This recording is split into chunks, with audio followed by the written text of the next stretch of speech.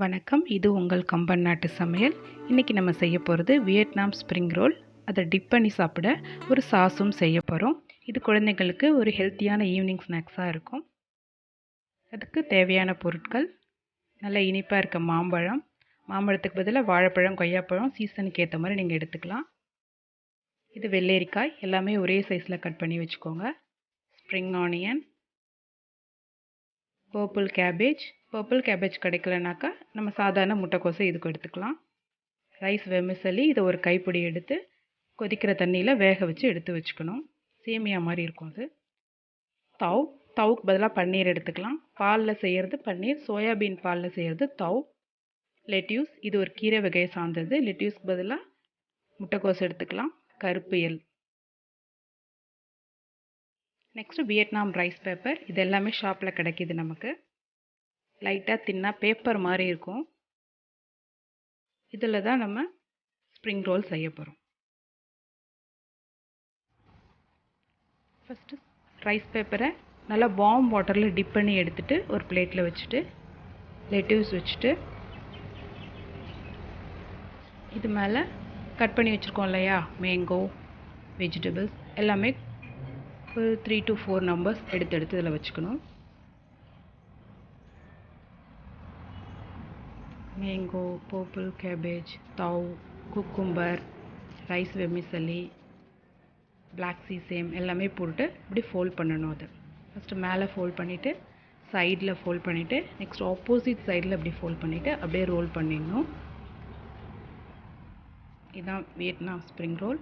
இன்னொன்று பார்க்கலாம். அது மாதிரி வார்ம் வாட்டரில் ரைஸ் பேப்பரை டிப் பண்ணி எடுத்துகிட்டு அதே ப்ராசஸை திரும்ப செய்ய வேண்டியதுதான். லெட்யூஸ், அது மேலே மேங்கோ அண்ட் வெஜிடபிள்ஸ் எல்லாமே கொஞ்சம் கொஞ்சம் எடுத்து வச்சுட்டு அதே சேம் ப்ராசஸ் ரோல் பண்ணிடணும்.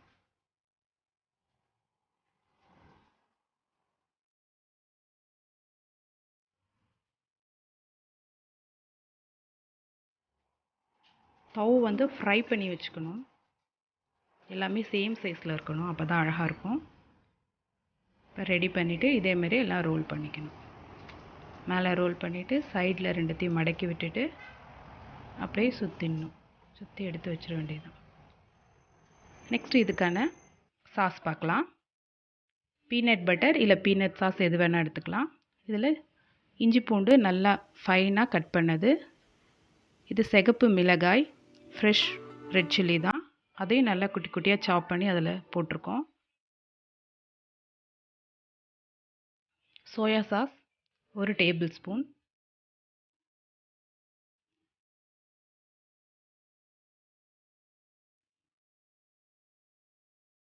Next vinegar 1 teaspoon.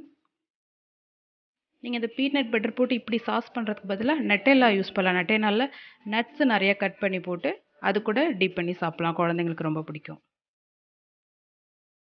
இந்த சாஸில் இப்போ வினிகருக்கு அப்புறமா நல்லா கலந்து விட்டுக்கோங்க.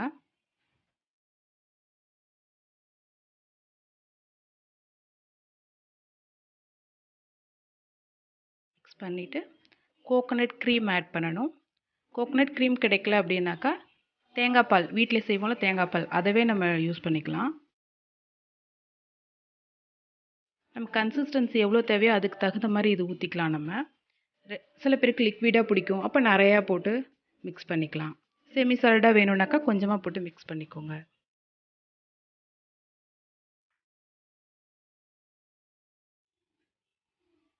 இப்போ நமக்கான சாஸும் ரெடி ஆயிடுச்சு.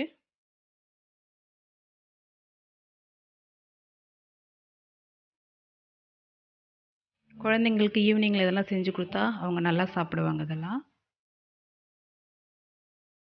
இப்போ வியட்நாம் ஸ்ப்ரிங் ரோலும் அதை டிப் பண்ணி சாப்பிட சாஸும் ரெடி. இப்படி கட் பண்ணி பார்த்தீங்கன்னாக்கா உள்ள கலர்ஃபுல்லாக இருக்கும். இப்போ பாருங்கள் எவ்வளோ அழகாக இருக்குது. சாஸில் டிப் பண்ணி சாப்பிட்டா ரொம்ப டேஸ்டியாக இருக்கும்.